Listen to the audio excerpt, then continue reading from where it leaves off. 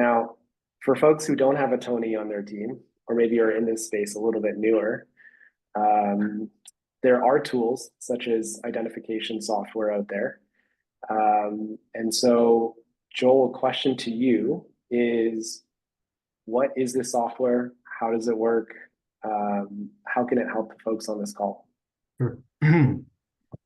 Yeah, thanks, Warren. I appreciate it, and good to see so many people on the call today and taking advantage of this opportunity to learn a little bit more about this stuff. But yeah, so what the identification software can do is it can instantaneously take information from a repair order, referencing it against OE service information or other sources of truth, and create a report that you can use in almost real time to number one, identify which ADAS systems are on the vehicle, and then from that repair plan or line items from the estimate, what have you, from CCC or Mitchell, identify of those ADAS systems, which ones need attention as far as a calibration, uh, some sort of safety operation or functional operation, which thinking about a lot of the answers in the chat here, I see as far as folks referencing going to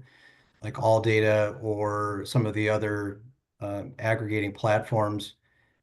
It can take a lot of time in doing that research. And as we know, time is money. With hands-on vehicles, that's where we generate revenue. So being able to quickly identify those calibrations, obviously accuracy is a key component of like what we're looking for with our platform at Rev, is surfacing up information that's easily and readily available, but it also substantiates with documentation why a calibration needs to be done and how to perform that calibration, which, as we know, and sort of why we're here today too, is to talk about kind of getting through some of those barriers with the insurance companies in terms of pushback and making sure we get reimbursed for everything that we do. Thanks, Joel. I'm actually going to pull up just a sample report here.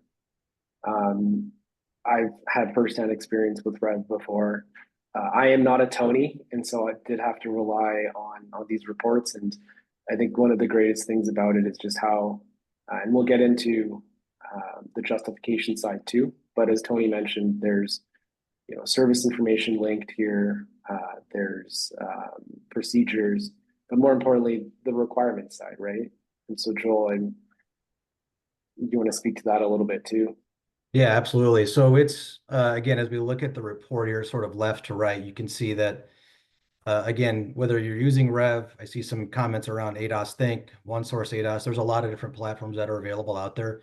You know, what Rev is trying to surface up is again that information in real time that provides insight to which calibrations need to be done based on the ADAS systems that are equipped on that vehicle, looking at build with data. And so as we look at the information, we want to identify what triggers from the repair estimate are surfacing up the calibration to be done. What is that particular ADAS system critical for? Or what is it? What's its function? Whether it's a blind spot or forward-facing camera, is it responsible for adaptive cruise control? Which type of calibration should be done? Whether it's static, dynamic, or a dual calibration, and then the links that provide information as far as again substantiating why it needs to be done, and then the step-by-step process of if it's a example of a static calibration, um, making sure you've got the right equipment, and then what you need to do as far as setting up your targets and all of that information.